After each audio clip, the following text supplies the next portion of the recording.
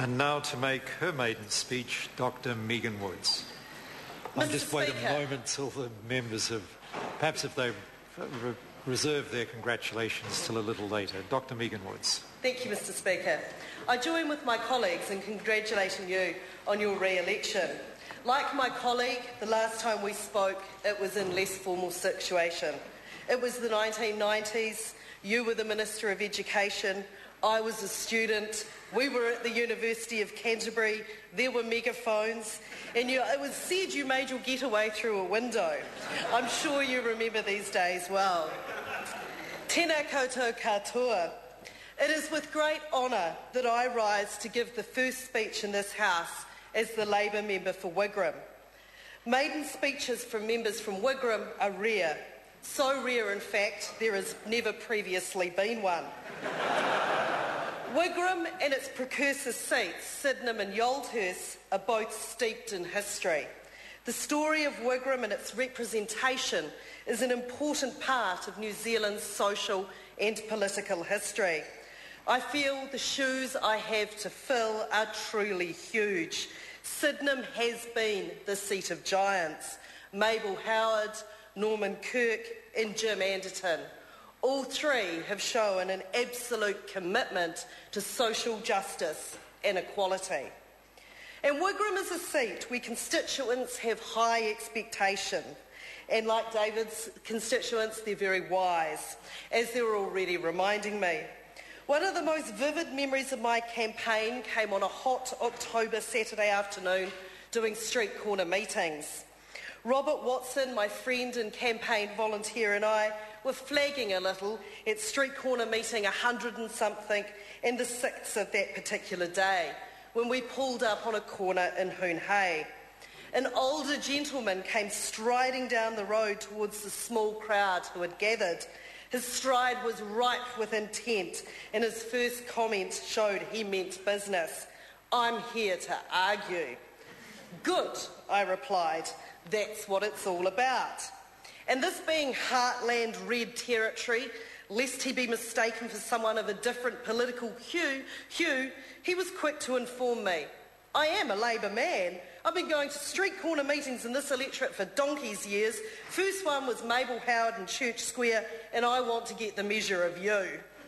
The meeting went on. The striding man was as good as his word. He argued with me. He argued with the others present, and at one point I'm convinced he argued with himself. But meeting done, he came over to me, shook my hand and informed me, "You'll do."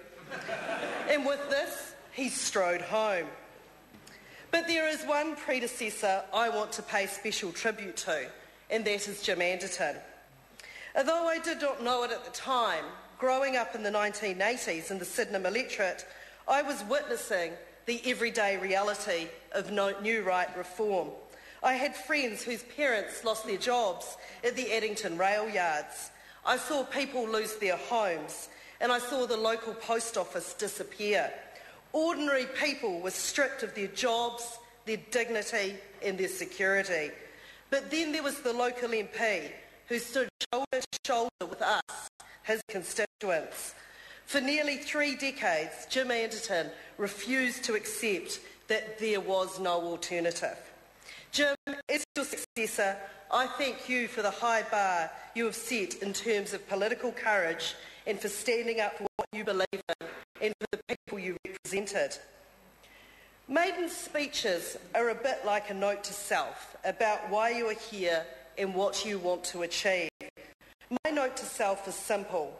I believe in the power of an active New Zealand government and state to make a real difference in people's lives, and that is why I'm here. I was selected to be Labour's candidate in Wigram on September the 19th, 2011, Women's Suffrage Day, and only 2 weeks and 1 day after the first of Christchurch's devastating earthquakes. On the 22nd of February, that rebuilding task ahead of us has become mammoth. There are buildings, homes, roads, sewage pipes and businesses to be rebuilt. Institutions with long histories now face uncertain futures. This is something we all feel on a personal level.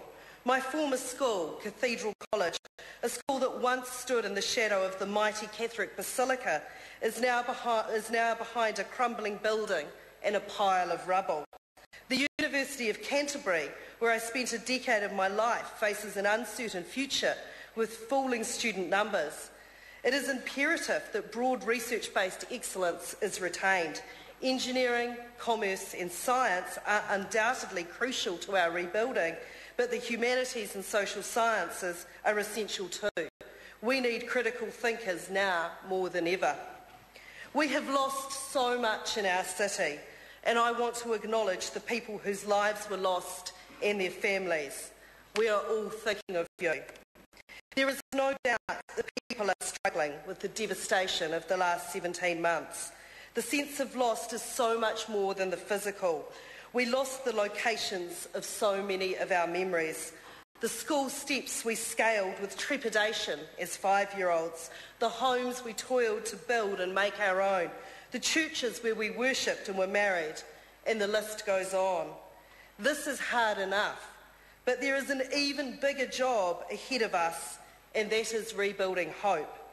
Hope that we will have a vibrant and thriving city again, a city where people will not be looking for the nearest exit to terra firma, and of course a city where the Crusaders will continue to win every game they play. But some of that hope is embedded in attention as people search for the right answers.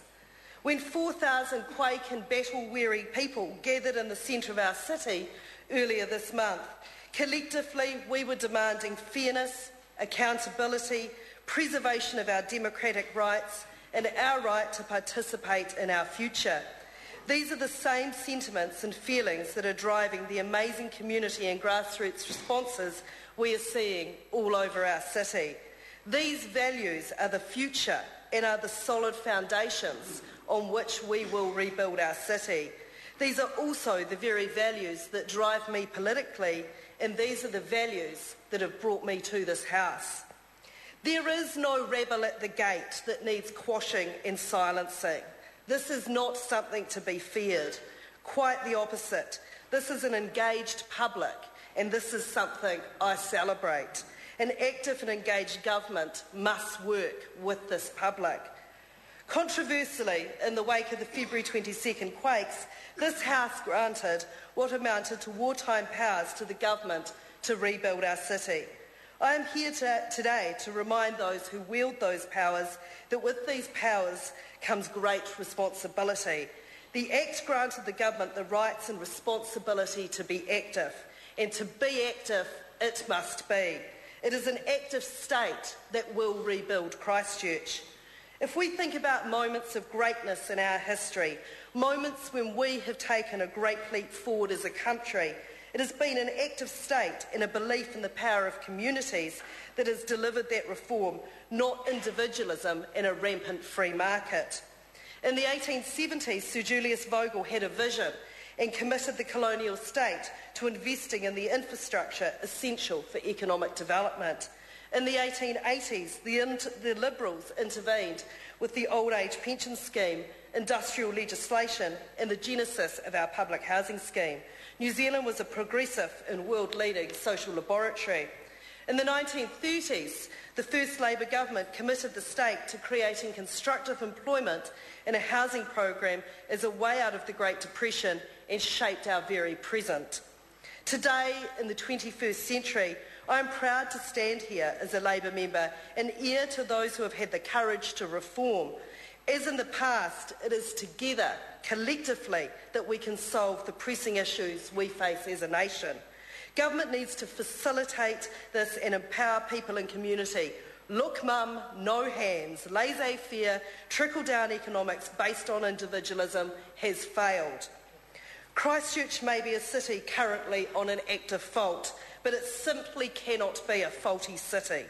We must believe that out of this destruction we have a unique opportunity to create something special and once again take that great leap forward. But it will take an active state that is willing to intervene. We have the opportunity to train a generation of young people with the necessary skills to be active participants in this work. Currently, we have 83,000 young people aged 15 to 24 who are not in any form of work, training or education. This is up 4,000 from last quarter. We cannot sit idly by and watch this figure continue to climb. I finished high school in 1991 when youth unemployment was at 20%, so I know firsthand the fear of leaving school and there being no jobs. We had two choices then, further study or go on the dole. I made a decision to go to university, the first in my family to go straight from school, but the hopelessness felt by my friends who were looking for work is something I will never forget. There is an alternative. By 2013, 36,000 additional workers will be required in Christchurch. Bringing in skilled trades professionals from overseas simply cannot be our solution. We need to invest in our young people and let them lead the way. Such a commitment is not a leap into the unknown. We have done this on the scale that is necessary now before. Following World War II, New Zealand faced both the critical housing shortage and the underemployment of young Māori. Labour Prime Minister Peter Fraser showed the necessary vision to resource trade training schemes for young Māori workers.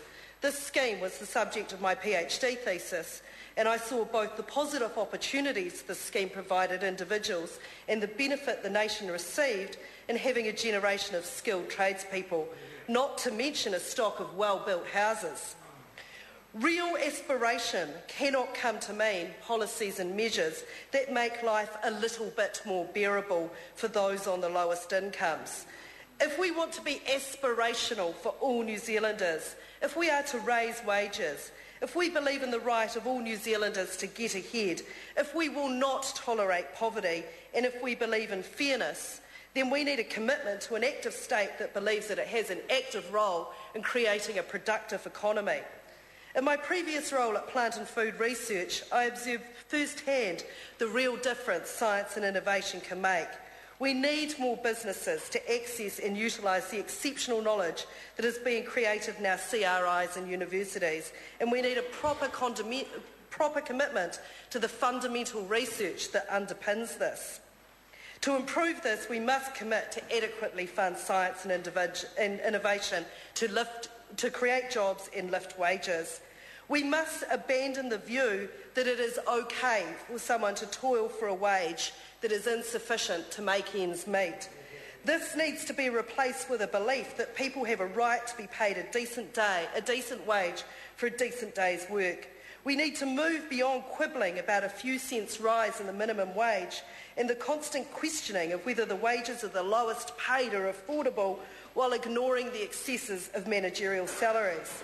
A living minimum wage must be an immediate priority, and we must see it as just that, a minimum. We must have an environment where workers not only have the right but are encouraged to join unions and bargain collectively, the right to have a voice at work and the right to be protected from unfair or unsafe treatment at work. We need to recognise that this doesn't mean business is harder to do. As a proud member of the Service and Food Workers and the PSA, I believe decent wages and effective employment relations will enable New Zealanders to lift productivity and to perform well. It is not okay for me to stand in this House representing people who cannot afford to put food on their tables.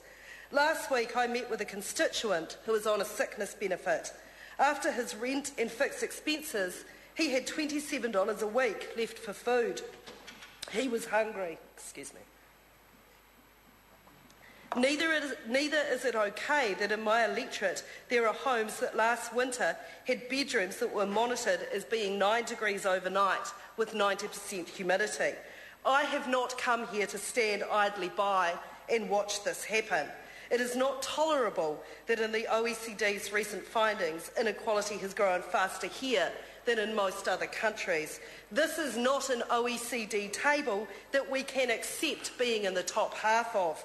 We need to reject the notion that tough economic times necessarily mean greater inequality and injustice. Selling publicly owned assets, cutting spending, low wages and benefits, and ravaging the environment are neither a strategy for a healthy economy or a recipe for a healthy, vibrant and fair society. Growing up in the Sydenham electorate, I learned that selling assets is not the answer, no matter what the question. It just does not make sense.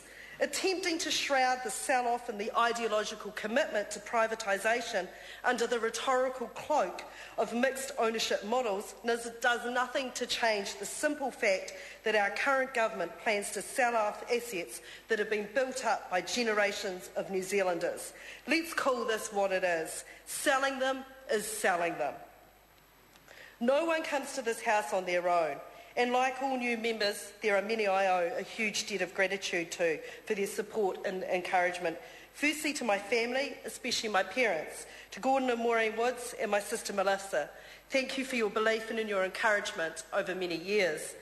It is humbling as a candidate to have so many people give so generously of their time and skills. My campaign team and the many volunteers wrung the towel during an incredibly trying year in Christchurch, and for that I am incredibly grateful and proud of what we achieved together. The experienced hands were joined by a fantastic Wigram Young Labour team who together created a creative and energetic team who did not neglect the tried and true basics of campaigning. In conclusion, Mr Speaker, it is with great pride that I stand in this House representing the people of Wigram. I am a New Zealand historian by training who has worked in science and innovation.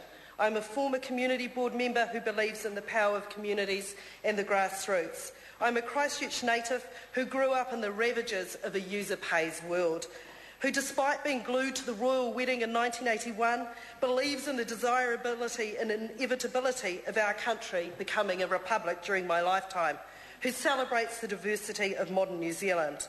I am here because I have a strong belief in social justice. I am here because I believe that there are always real alternatives in working to ensure that hope, opportunity and being all you can be is not an accident of birth for the privileged few, but the birthright of all New Zealanders.